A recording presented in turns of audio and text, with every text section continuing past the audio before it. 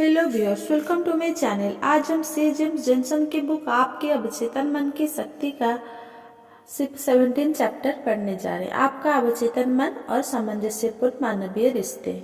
इस पुस्तक को पढ़कर आपने ये समझा है कि आपका अवचेतन मन किसी भी रिकॉर्डिंग मशीन की तरह है जो आपके द्वारा डाले गए हर प्रभाव को भली भांति दर्ज करता है। मानवीय रिश्ते के स्वर्णिम सिद्धांत के उपयोग का एक कारण ये भी है, यदि आप चाहते हैं कि लोग आपके बारे में अच्छा सोचें तो आपको भी उनके बारे में अच्छा ही सोचना होगा। यदि आप चाहते हैं कि लोग आपके साथ भावनात्मक रूप से जुड़ाव महसूस करें तो आपको भी उनके साथ उसी तरह से जुड़ाव दर्शाना होगा। यदि आप चाहते हैं कि लोग आपके द्वारा बताई दिशा का अनुसरण करें तो आपको भी ऐसा ही करना होगा। उदाहरण के लिए, अपने दफ्तर के किसी व्यक्ति के सामने तो आप बड़े ही विनम्र और शिष्ट बनते हैं, मगर उसके पीठ पीछे आप अपने मन में उसके प्रति आक्रोश और गुस्से का भाव रखते हैं। ऐसे नकारात्मक विचार आपके लिए बहुत ही हानिकारक सिद्ध होते हैं। ये किसी जहर के समान काम करते हैं। आप अपने आप को मानसिक रूप से जहर दे रहे हैं, जो आपके विचारों के रूप में आपके भीतर प्रवेश करके आपकी जीवन ऊर्जा, उत्साह, शक्ति, निर्देशन क्षमता और साख को नुकसान पहुंचाता है। ये नकारात्मक विचार आपके अवचेतन मन में घर बना लेते हैं और आपके जीवन में कठिनाइयां और विकृतियों को निमंत्रित करते हैं। दूसरों के साथ अच्छे रिश्ते बनाने की प्रमुख कुंजी। दूसरों के बारे में कोई राय बनाना अर्थात उनके बारे में सोचना और मानसिक निर्णय पर पहुंचना है। दूसरे व्यक्ति के बारे में आपके मन में जो भी विचार है वो केवल आपका विचार है, क्योंकि वो आपके मन में आया है। आपके विचार में रचनात्मक शक्ति है, वे कुछ रच सकते हैं। अतः दूसरे व्यक्ति के बारे में आपके जो भी विचार है वे वास्तविक बन जाते हैं। जब आप दूसरों को कोई सलाह देते हैं तो वह सलाह वास्तव में आप अपने आप को दे रहे होते हैं, क्योंकि आपका अवचेतन मन रचनात्मक माध्यम है। आपका अवचेतन मन अवैयक्तिक और अपरिवर्तनीय है। यह स्वयं ना तो किसी व्यक्ति विशेष के बारे में विचार करता है या उसका आदर करता है, ना ही किसी तरह की धार्मिक अभिपुष्टि या धार्मिक संस्था का आदर करता है। यह ना तो दयालु है, ना ही समर्थनशील। आप दूसरे के बारे में जैसा सोचते हैं, जैसा व्यवहार करते हैं, वही अंत में आपके पास लौट कर आता है। भावनात्मक रूप से परिपक्व होना। दूसरों के द्वारा आपके बारे में कही गई बातें आपको तब तक गुस्सा नहीं दिला सकती या परेशान नहीं कर सकती जब तक आप उसकी अनुमति नहीं देंगे। उनकी बातें आपको तभी परेशान कर सकती है जब वे आपके विचारों का हिस्सा बन जाएं। उदाहरण के लिए, यदि आप गुस्से की अवस्था में आते हैं तो यहाँ तक पहुँचने के लिए आपको 4 अवस्थाओं से गुजरना पड़ता है। सबसे पहले आप यह सोचना शुरू करते हैं कि उस व्यक्ति ने आपके बारे में क्या क्या कहा था।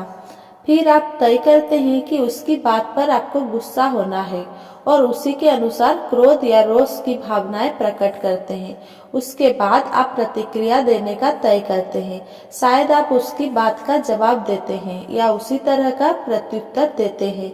आपने देखा कि इस तरह विचार, भावनाएं, क्रिया और प्रतिक्रिया आपके मन में ही जन्म लेती है। जब आप भावनात्मक रूप से परिपक्व हो जाते हैं तो आप दूसरों के आलोचनात्मक और रोषपूर्ण ढंग से कही गई बातों को नकारात्मक रूप से नहीं लेते। ऐसा ना करने का अर्थ है आपने उस व्यक्ति द्वारा आ रहे नकारात्मक कंपनों को ग्रहण किया है और दूसरों द्वारा बनाए गए नकारात्मक वातावरण को आपने अपने लिए ग्रहण कर लिया है। अपने आप को पहचाने, अपने जीवन के लक्ष्य को पहचाने और किसी भी व्यक्ति, वस्तु या घटना को आपकी आंतरिक शांति, सौहार्द और दीप्ति में दखल डालने की अनुमति ना दे। सामंजस्यकारी मानवीय रिश्ते में प्रेम का अर्थ। ऑस्ट्रियन साइकोएनालिसिस के प्रवर्तक सिगमंड फ्रायड कहते हैं, यदि किसी व्यक्तित्व में प्रेम ना हो तो वो बीमार होकर मर जाएगा। प्रेम समझदारी, साख और दूसरों के लिए सम्मान का भाव पैदा करता है। आप प्रेम और भलाई को जितना अधिक फैलाएंगे, आपके पास वही बढ़कर वापस आएगा।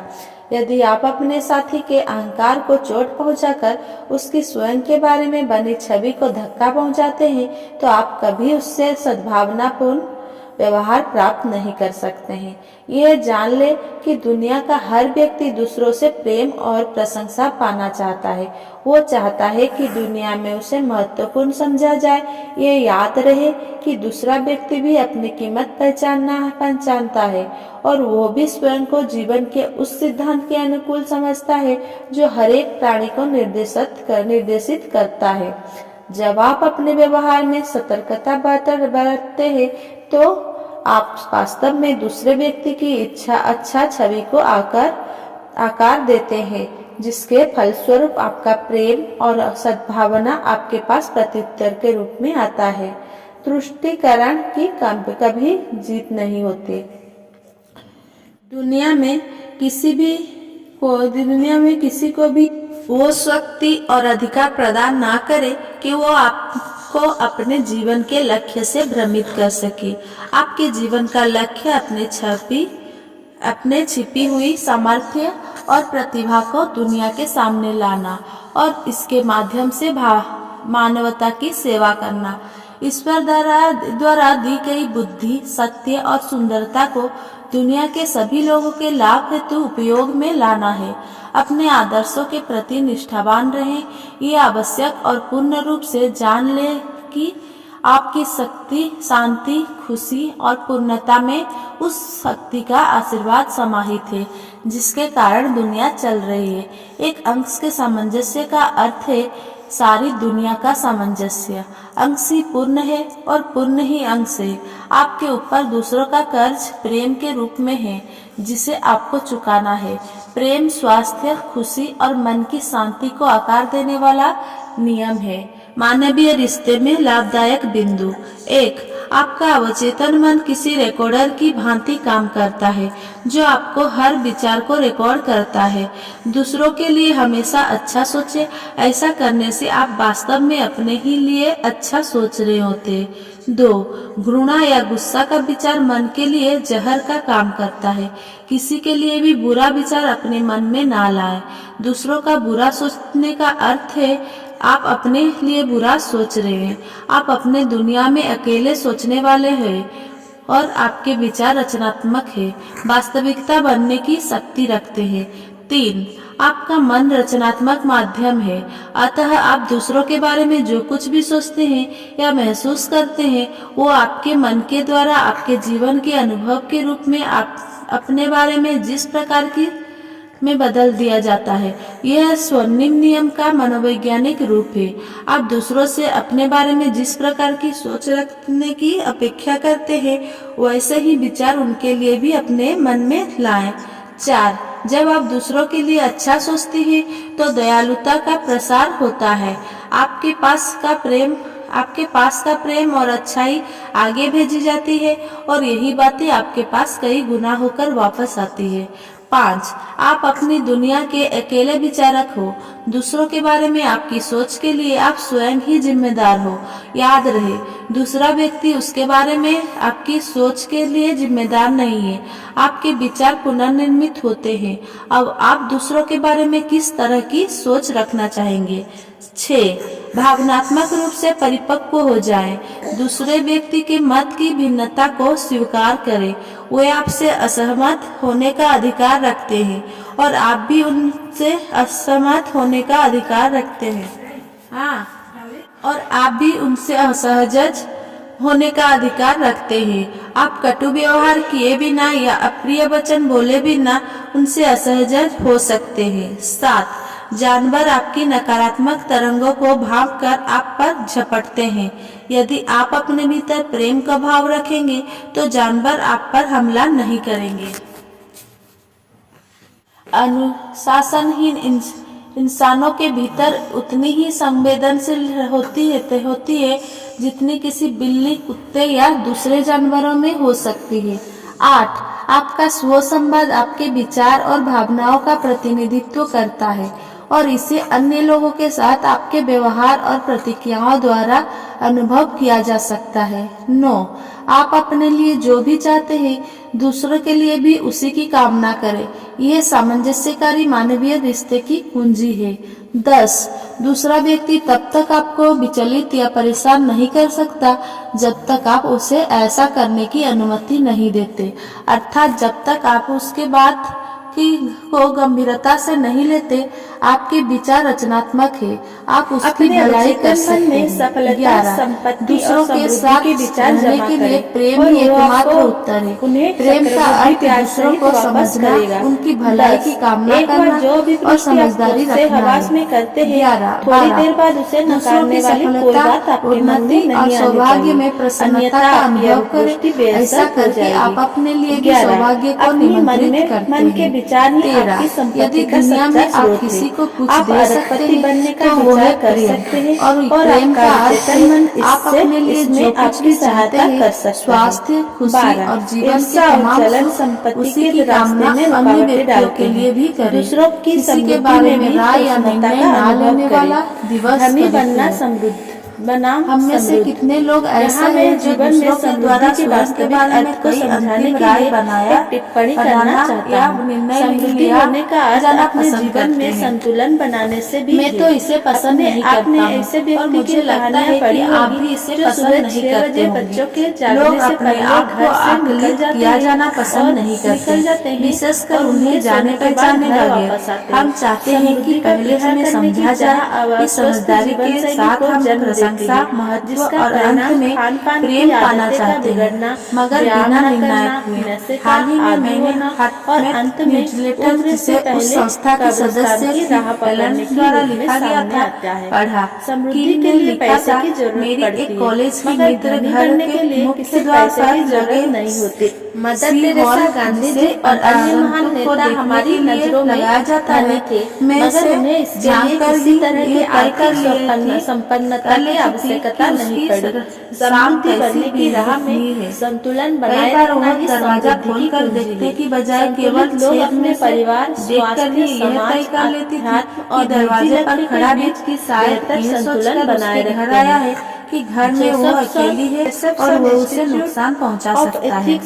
हम में से अधिकांश लोग इस तरह से किसी के बारे में राय बनाना पसंद नहीं करते, मगर ऐसा कितनी बार होता है जब हम अपने पूर्वाग्रह के साथ ही दूसरे व्यक्ति को देखते हैं। हम शायद ही यह समझते हैं कि किसी व्यक्ति के बारे में राय बनाना या उसे द्वेषित करने का परिणाम हमारे ऊपर भी वैसा ही हो सकता है जैसा कि दूसरे व्यक्ति पर, अर्थात इससे हम तनावग्रस्त हो सकते हैं। एक रात मैं और मेरी पत्नी सिएटल के हमारे पसंदीदा भोजनालय में गए। ये भोजनालय हमारे उस होटल की दूसरी सड़क पर था जिसमें मैं और मेरी पत्नी करीब 13 साल पहले से 2006 में सिएटल में बसने से पहले रुका हुआ करते थे। कितने सालों में उस भोजनालय के सभी सदस्यों से हमारी खासी जान पहचान हो गई थी, और उनका गर्मजोशी भरा व्यवहार और हमारे नाम याद रखने का भाव हमें खुश कर और प्रशंसित महसूस कराता था।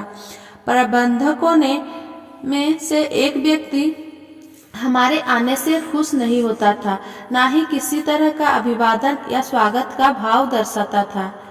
मुझे अक्सर ऐसा लगता था कि उसे इस बात से कोई अंतर नहीं पड़ता था कि हम उसकी संस्था को किसी तरह का संरक्षण नहीं देना चाहेंगे। कई सालों में मुझे यह महसूस होने लगा था कि या तो वो हमें बिल्कुल पसंद नहीं करता या वो बड़ी ही आलसी और अस्नेही स्वभाव का व्यक्ति है।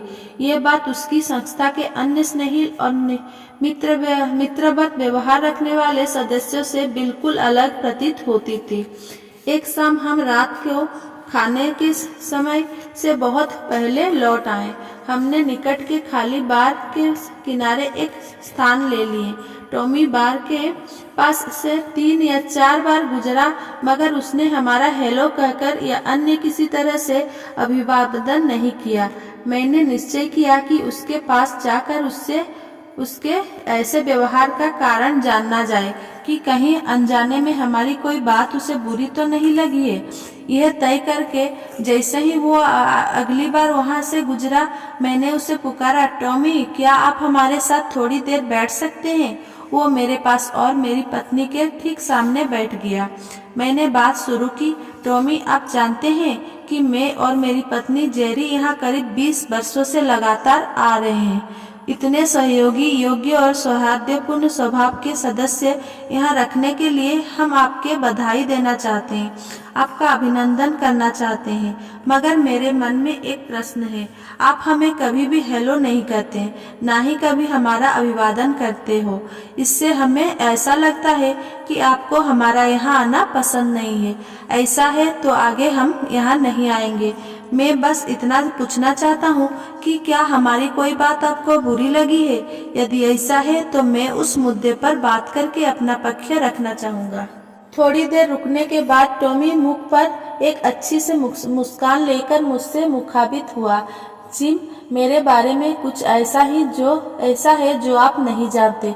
मैं पूर्ण रूप से अंधा हूँ। मैं आपको या किसी और व्यक्ति को देख ही नहीं सकता।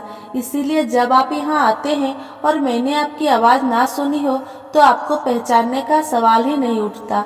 मेरे पास यह जानने का कोई रास्ता नहीं है कि आप यहाँ आए हैं।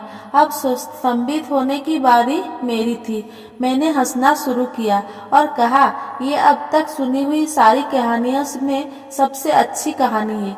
मैं अब तक आपके बारे में यूं ही कयास लगा रहा था, जो मेरे दिमाग द्वारा एकत्रित की गई पूरी तरह से गलत जानकारी पर आधारित थे। वास्तव में आपने मुझे इस कहानी को अपनी पुस्तक में शामिल करने के लिए प्रेरित किया है। हम सब ठहाका मारकर हंस पड़े। यह एक अच्छे रिश्ते की शुरुआत थी। तब से जब भी मैं उस भोजनालय में जाता हूँ, टॉमी को देखते ही मैं खुद उसके पास जाता हूँ और उससे कहता हूँ, हाय टॉमी, मैं जिम हूँ और ये मेरी पत्नी जेरी है। यहाँ के क्या हालचाल है? और हम दोस्तों की तरह बातें करते हैं और साथ में अच्छा वक्त बिताते हैं। राय पर पहुँचना, इस घटना ने मुझे अपने बारे में सोचने पर मजबूर किया और स्वयं से ही कुछ प्रश्न पूछने पर मजबूर किया कि मैं कितनी बार इस तरह की सीमित और गलत सूचनाओं के आधार पर किसी के बारे में अंतिम राय कायम कर लेता हूँ। और जब भी मैं ऐसा करता हूँ, मेरी राय गलत ही सिद्ध होती है। अंत में किम एलन लिखते हैं, निर्णय पर पहुँचाने, अंतिम राय बनाने और दोषारोपण करने की आदत को खत्म करने का एक ही तरीका है प्रशंसा करना।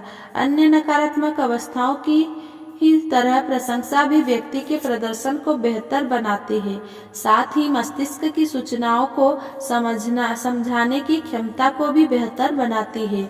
यह मस्तिष्क के कार्टिकल सरलीकरण को गतिमान करती है और स्थिति को बृहद परिप्रेक्ष्य में देखने में मदद करती है।